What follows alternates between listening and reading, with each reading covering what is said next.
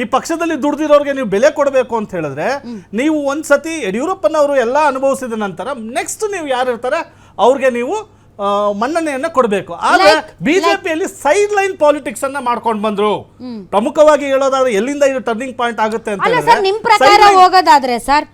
ಪ್ರಕಾರ ಹೋಗೋದಾದ್ರೆ ಮೊದಲ ಅವಧಿಯಲ್ಲಿ ಯಡಿಯೂರಪ್ಪ, ಈಶ್ವರಪ್ಪ, ಸದಾನಂದ ಗೌಡ, ರೆಡ್ಡಿ ಸಹೋದರರು, ಅಯ್ಯೋ ಶಿವಮೊಗ್ಗದಲ್ಲಿ ನೀವು ತಗೊಂಡ್ರೆ ಹಾಲಪ್ಪ ಅವರು ಸೈಡ್ಗೆ ಹೋಗ್ತಾರೆ, ಈಶ್ವರಪ್ಪ ಅವರು ನಾಯಕತ್ವನೂ ನೋಡ್ಬಿಟ್ವಲ್ಲ ಸರ್.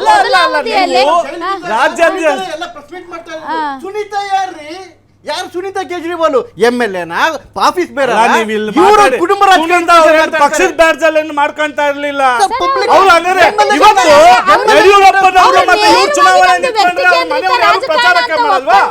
ನೀವ್ ಯಾರು ನಿಮ್ಮ ಮಕ್ಕಳುಗಳು ಏನ್ ಮಾತಾಡ್ತಾರೆ ಇವರು? ಇವರೆಲ್ಲ ಸತ್ಯಸಂಧರು ಅನ್ನೋ ತರ ಮಾತಾಡ್ತಾರೆ ಇವರು. ಅಲ್ಲ ಇವ್ರ ಫ್ಯಾಮಿಲಿ ಅವ್ರು ಯಾರು ಹೋಗಿ ಓಟ್ ಕೇಳಲ್ವಾ? ಫಾರ್ ಎಕ್ಸಾಂಪಲ್ ಯಡಿಯೂರಪ್ಪನವ್ರು ನಿಂತ್ಕೊಂಡ್ರೆ ಅವ್ರ ಕುಟುಂಬದವ್ರು ಓಟ್ ಕೇಳಲ್ವಾ? ಎಚ್.ಡಿ. ಕುಮಾರಸ್ವಾಮಿ ಅವ್ರು ನಿಂತ್ಕೊಂಡ್ರೆ ಅನಿತಾ ಕುಮಾರಸ್ವಾಮಿ ಅವ್ರ ಮನೆ ಏನ್ರಿ ಮಾತಾಡ್ತಾರೆ? ಯೋಗ್ಯತೆ ಇಲ್ಲ ನೀವು. ಬರೀ ಸುಳ್ಳು, ಡಜನ್ ಸುಳ್ಳು ಹೇಳಿ ಹೇಳಿ ಒಳ್ಳೆ ಕೆಲಸ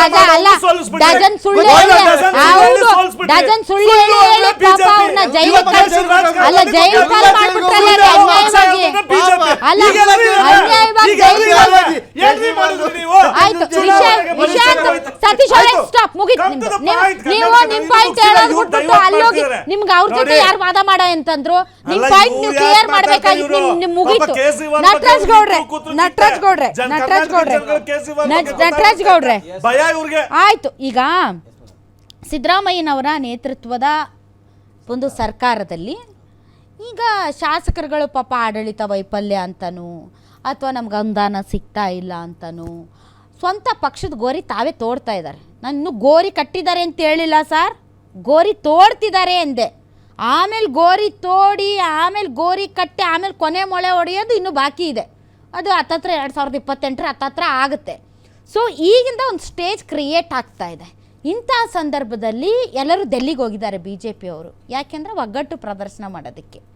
ಈ ಸರ್ಕಾರದ ವಿರುದ್ಧ ಒಬ್ಬ ಸಮರ್ಥ ನಾಯಕ ಬೇಕು, ಅದು ನಮ್ಮ ವಿಜಯೇಂದ್ರ ಅವ್ರನ್ನೇ ಮುಂದುವರಿಸಬೇಕು ಅಂತ ಎಲ್ಲರೂ ಒಗ್ಗಟ್ಟಿನ ಪ್ರದರ್ಶನ ಮಾಡ್ತಾ ಇದ್ದಾರೆ ಸರ್.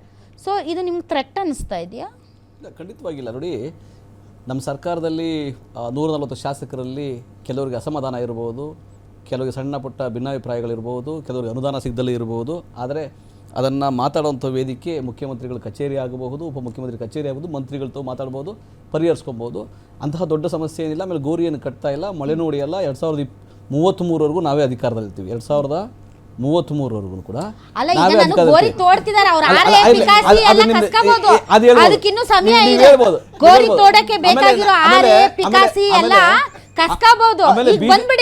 ಕರ್ನಾಟಕದಲ್ಲಿ ಯಡಿಯೂರಪ್ಪನವರು ಒಂದು ಮಾಸ್ ಲೀಡರು. ಅವರನ್ನ ಕಡೆಗಣಿಸಿ ಅವ್ರನ್ನ ಕಣ್ಣೀರಾಕ್ಸಿ ಕಾಲಿಳಿದು ಕೆಳಗೆ ಹಾಕಿ ಪ್ರಯತ್ನ ಮಾಡಿದ್ರಲ್ಲ, ಕಣ್ಣೀರು ಯಡಿಯೂರಪ್ಪ ಅವರ ಸರ್ಕಾರದ ಮೊದಲ ಅವಧಿ ಒಳಜಗಳ, ಭಿನ್ನಮತ, ಹಗರಣ, ಸೆರೆವಾಸ, ಸ್ವಜನ ಪಕ್ಷಪಾತದಿಂದಲೇ ಕೊನೆಯಾಯಿತು. ಅದರಲ್ಲಿ 2021ರಲ್ಲಿ ಅವ್ರನ್ನ ಕಣ್ಣೀರಾಕ್ಸಿ ಕೆಳಗಿಳಿದು ಹಾಕಿದ್ರಲ್ಲ, ಅದು ಯಾರು ಹಾಕಿದ್ರು. ಆಮೇಲೆ 2023ರಲ್ಲಿ ಅವ್ರನ್ನ ಕಡೆಗಣಿಸಿ ಯಾರು ಚುನಾವಣೆಗೆ ಹೋದ್ರು ನಿಮಗೆಲ್ಲ ಗೊತ್ತಿರ್ತಕ್ಕಂಥದ್ದೇ. ವಿಜಯೇಂದ್ರ ಅವ್ರನ್ನು ಕೂಡ ಅದೇ ನಾಯಕತ್ವ ಬೆಳೀತದೆ. ವಿಜಯೇಂದ್ರ ಅವ್ರನ್ನ ಈಗಲೇ ಮಟ್ಟ ಹಾಕಬೇಕು ಅಂತೇಳಿ ನಾಗಪುರದ ಬಿಜೆಪಿ ಅವ್ರ ಮೇಲೆ ಏನು ಕೊಡೋದ್ಯಾಕೆ, ಕಸ್ಕೊಳ್ಳೋದ್ಯಾಕೆ, ಈಶ್ವರಪ್ಪನವ್ರನ್ನ ಯಡಿಯೂರಪ್ಪನವ್ರನ್ನ ಬಿಟ್ಟಿದ್ದವ್ರು ಯಾರು? ಈಶ್ವರಪ್ಪನವ್ರನ್ನ ಮತ್ತೆ ಯತ್ನಾಳವ್ರನ್ನ ಬಿಟ್ಟಿದವ್ರು ಯಾರು? ಇದೇ ನಾಗಪುರದ ಬಿಜೆಪಿ ಅವ್ರ ಮೇಲೆ ನೀವು ಅವ್ರನ್ನ ದಿನ ಕಾಟ ಕೊಡ್ರಿ, ಅವ್ರಿಗೆ ತೊಂದರೆ ಕೊಡದೆ ಬಿಟ್ಟಿದ್ರು. ಈ ಕೊನೆಗೆ ವಿಜಯೇಂದ್ರ ಅವ್ರಿಗೆ ಮುರಿದು ಅವ್ರನ್ನ ತೆಗೆದಾಕ್ಬೇಕಾಗಿ ಬಂತು. ಇನ್ನು CT ರವಿ ಅವರು ಇದ್ದಾರೆ, ಸಂತೋಷನ್ ಅವರು ಇದ್ದಾರೆ, ಅವರೊಬ್ರು BL ಸಂತೋಷನ್ ಅವರು ಇದ್ದಾರೆ, ಅಲ್ಲಿ ಕೇಂದ್ರ ಸಚಿವರಾಗಿದ್ದಾರೆ ಜೋಶಿನವರು. ಇವರೆಲ್ಲ ಇನ್ನು ಕತ್ತಿ ಬಸಿತಾ ಇದ್ದಾರೆ ವಿಜೇಂದ್ರ ಮೇಲೆ. ತಟಸ್ಥ ಬಣ ಅಲ್ಲ ಅದು, ಅದು ತಟಸ್ಥ ಬಣ ಅಲ್ಲ ಅದು. ಈಗ ಜನ ತಟಸ್ಥ ಬಣ ಸರ್. ಹೌದಾ? ಅವ್ರ ಆ ಕಡೆನೂ ಈ ಕಡೆನೂ ಇಲ್ಲ, ಅವರು ತಟಸ್ಥ ಬಣ. But they are very powerful. ಈಗ ನೋಡಿ, ವಿಜೇಂದ್ರ ಬಣ ಮತ್ತು ರೆಬಲ್ ಬಣಕ್ಕಿಂತ ತುಂಬಾ ಪವರ್ಫುಲ್ ಪವರ್ಫುಲ್ ನೀವೀಗ ಹೇಳಿದ್ರಲ್ಲ, ಅದು ಅವರು ತಟಸ್ಥ ಬಣ. ಹೌದು, ಬೇರೆಯವ್ರ ಹೆಗ್ಲ ಮೇಲೆ ಎತ್ತಲ್ ಅಂತವ್ರ ಹೆಗ್ಲ ಮೇಲೆ ಬಂದೂಕ ಇಟ್ಟು ಹೊಡಿತಾರಲ್ಲ, ಅದು ತಟಸ್ಥ ಬಣ ಅಂತ ನೀವು ಹೇಳ್ಬೋದು, ಹೇಳಿದೀವಿ, ನಿಮ್ ತೊಂದ್ರೆ ಇಲ್ಲ. ಪ್ರಕಾರ ಏನು ಕಾಂಗ್ರೆಸ್ ಅವ್ರ ಪ್ರಕಾರ ವಿಜಯೇಂದ್ರ ಅವ್ರು ಸಪೋರ್ಟ್ ಮಾಡ್ಬೇಕು ಎಲ್ಲರೂ. ನೋಡಿ ಅದು ಬಿಜೆಪಿ ಪಕ್ಷ ರೀ, ಬಿಜೆಪಿ ಪಕ್ಷ. ನನ್ನ ಪ್ರಕಾರ ಗೊತ್ತಾ, ಹೊಂದಾಣಿಕೆ ರಾಜಕಾರಣ. ಬಿಜೆಪಿ ಅಂದ್ರೆ ಸರಿಯಾಗಿ ಈಗ ಒಂದು ವಿಪಕ್ಷವಾಗಿ ಜವಾಬ್ದಾರಿಯುತವಾಗಿ ನಿಮ್ಮ ವಿರುದ್ಧ ಒಂದು ಸಂಘಟಿತ ಹೋರಾಟ ಮಾಡೋದಕ್ಕೆ ಈಗ ಬಿಜೆಪಿ ವಿಫಲವಾಗಿದೆ ಅನ್ನೋ ಮಾತುಗಳು ಕೇಳಿ ಬರ್ತಾ ಇರೋದ್ರ ಹಿನ್ನೆಲೆಯಲ್ಲಿ ನಿಮ್ಗೆ ಹಿಂಗೆ ಒಂದ್ ಸ್ವಲ್ಪ ವೀಕ್ ಇರ್ಬೇಕು. ಇಲ್ಲ ನೋಡಿ, ನಾನು ಒಂದು ಮಾತು ಹೇಳ್ತೀನಿ ನೋಡಿ, ವಿಜಯೇಂದ್ರ ಅವ್ರಿಗೆ ಕಾಟ ಕೊಡ್ತಾರದು ಅವರು. ನಾವು ವಿಜಯೇಂದ್ರ ಅವರು ಲೋಕಸಭಾ ಚುನಾವಣೆಯಲ್ಲಿ ಅವ್ರ ನಾಯಕತ್ವ ಇಲ್ಲ ಅಂದ್ರೆ ಬಿಜೆಪಿಗೆ ಈ 19 ಸೀಟ್ಗಳು ಬರಕ್ ಸಾಧ್ಯನೇ ಇರ್ಲಿಲ್ಲ. ಸುಮ್ನೆ ರಮೇಶ್ ಜಾರಕಿಹೊಳಿ ಅವ್ರು ಏನ್ ಹೇಳಿದಾರೆ ಗೊತ್ತಾ?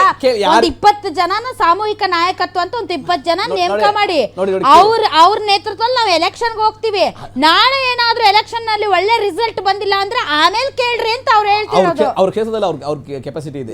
ಅವರ ಒಂದು ಈ ಭಾಷೆ ಬೇಡ, ಈ ಭಾಷೆ ಬೇಡ. ಬಿಜೆಪಿ ರಾಜ್ಯಾಧ್ಯಕ್ಷರ ವಿಷಯ ನನ್ನ ಬಗ್ಗೆ ಮಾತಾಡಪ್ಪ, ನಾನು ತೊಂದರೆ ಇಲ್ಲ, ನಂಗೆ ಮಾತಾಡಕ್ ಬಿಡು, ನಿನ್ನ ಮುಂದೆ ಏನ್ ಬೇಕಾದ್ರೂ ಕೌಂಟರ್ ಮಾಡು, ತೊಂದರೆ ಆಯ್ತು. ರಾಜ್ಯಾಧ್ಯಕ್ಷರು ಬಿದ್ದು ರಾಷ್ಟ್ರಾಧ್ಯಕ್ಷರು ಇನ್ನೂ ಮಾಡಿಲ್ಲ, ಅವರು ಪದೇ ಪದೇ ನಡ್ಡಾವ್ರೆ ಮುಂದುವರಿತಿದ್ದಾರೆ. ಸರ್ಕಾರ ಬಂದ ಮೇಲೆ 6 ತಿಂಗಳು ತಗೊಂಡ್ರು ವಿರೋಧ ಪಕ್ಷದ ನಾಯಕರನ್ನು ಮಾಡ್ಲಿಕ್ಕೆ, 6 ತಿಂಗಳು ತಗೊಂಡ್ರು. ಬಿಜೆಪಿಯ ನಿಷ್ಕ್ರಿಯ ಆಗಿದ್ಕೊಳ್ಳೋ ಅನಿಲ್ ಕುಮಾರ್ ಕಟೀಲ್ 1 ವರ್ಷ ತಗೊಂಡು ಬದಲಾವಣೆ ಮಾಡ್ಲಿಕ್ಕೆ.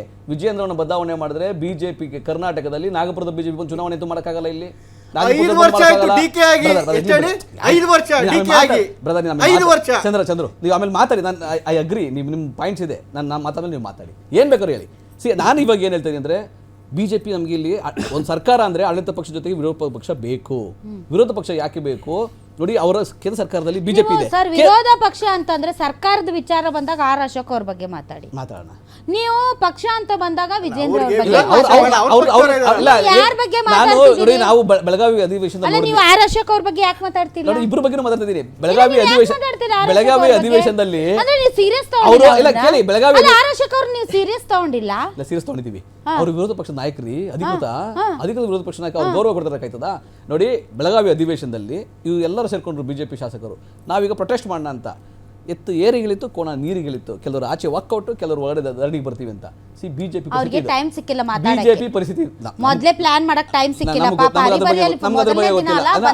ಅವರ ಶಿಸ್ತು ಪಕ್ಷ, ಅವರ ಶಿಸ್ತು, ಅವರ ಸಂಘಟನೆ, ಅವರ ಒಗ್ಗಟ್ಟು ಅದು ಅಲ್ಲಿ ಗೊತ್ತಾಗ್ತದೆ. ಆದ್ರೆ ಒಂದು ಹೇಳ್ತೀನಿ, ಕೇಂದ್ರ ಸರ್ಕಾರ ಜೊತೆಗೆ ಇವರ ಬಿಡಿ, ಇವ್ರ ಶಾಸಕರು ಬಿಡಿ, 19 ಜನ ಸಂಸದರಿಲ್ಲ. ಕರ್ನಾಟಕದ ಹಿತವನ್ನು ಕಾಪಾಡಲಿಕ್ಕೆ ಕೇಂದ್ರ ಸರ್ಕಾರ ಜೊತೆಗೆ ಸಮನ್ವಯ ಮಾಡಿ ರಾಜ್ಯದ ಯಾವ ಯೋಜನೆಗಳಿಗೆ ಇವರು ಕೈ ಜೋಡಿಸ್ತಾ ಇದ್ದಾರೆ, ಯಾವ ಸಮಯದಲ್ಲಿ ಇವರು ಈಚೆ ಪ್ರತ್ಯಕ್ಷ ಆಗ್ತಿದ್ದಾರೆ ನೋಡಿ. ನೀವು ಕೋವಿಡ್ ಟೈಮಿಂದ ಹಿಡ್ಕೊಂಡು ಇವತ್ತವರೆಗೂ ಕೂಡ ಅಲ್ಲಿ ಮಳೆ ಬಂದು ಪ್ರಳಯ ಆದರೂ ಕೂಡ ರೈತರಿಗೆ ನಾವು ಅವ್ರಿಗೆ ಕಾಂಪನ್ಸೇಷನ್ ಕೊಡಬೇಕು ಅಂದ್ರೂ ಕೂಡ ನಾವು ಸುಪ್ರೀಂ ಕೋರ್ಟ್ಗೆ ಹೋಗಿ ಹೋರಾಟ ಮಾಡಿ ಜಂತರ್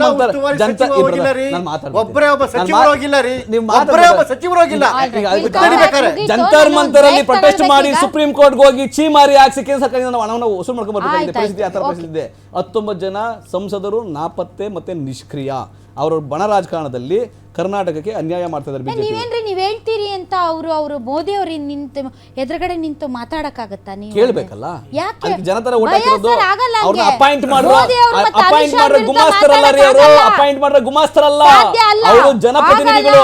ಸ್ವಲ್ಪ ಧೈರ್ಯ ಎದೆ ಎತ್ತಿ ರಾಜ್ಯ ಬಿಜೆಪಿ ಅವಕಾಶ